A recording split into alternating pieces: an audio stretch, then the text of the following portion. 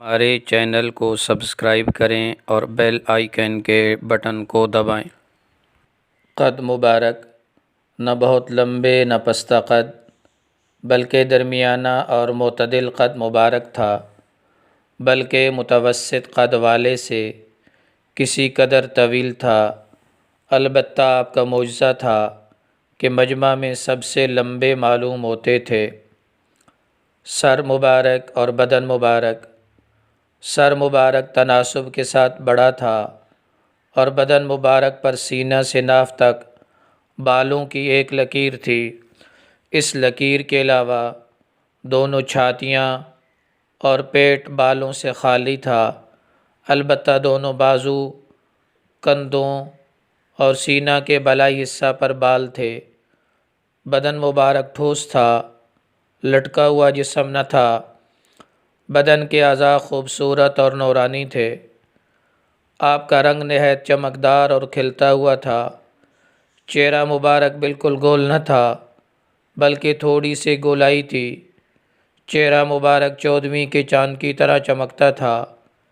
پیشانی مبارک کشادہ تھی۔ داڑھی مبارک گنجان اور بھرپور تھی۔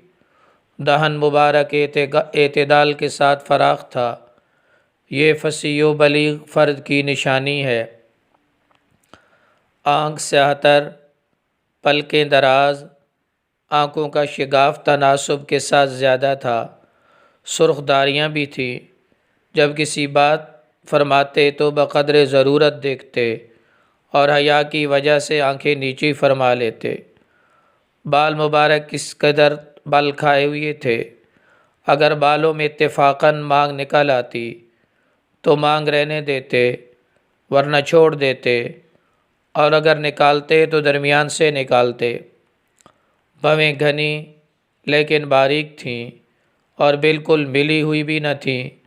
دونوں ابرو کے درمیان ایک رگ تھی جو غصہ کے وقت ابھر جاتی تھی۔ تناسب کے ساتھ لمبی تھی، جس پر نور چمکتا تھا۔ ابتداً دیکھنے والا آپ کو بڑی ناک والا سمجھتا، جو کہ نور و حسن کی وجہ سے محسوس ہوتا۔ رخسار مبارک نہایت نرم اور ہموار تھے۔ اسی طرح گردن مبارک نرم اور چمکدار تھی۔ دندان مبارک باریک اور آبدار تھے۔ سامنے کے دو دانت مبارک یعنی ثنایا کے درمیان فاصلہ تھا۔ سینہ مبارک چوڑا تھا۔ دونوں کاندھوں کے درمیان نسبتاً زیادہ فاصلہ تھا۔ یہ سخاوت اور شجاعت کی علامت ہے۔ تیز چلتے، جھک کر چلتے اور پیر اٹھا کر چلتے، یعنی گھسٹتے ہوئے نہیں چلتے تھے۔ ذرا کشادہ قدم رکھتے، چھوٹے چھوٹے قدم نہیں رکھتے۔ چلتے تو ایسا معلوم ہوتا کہ گویا پستی میں اتر رہے ہیں۔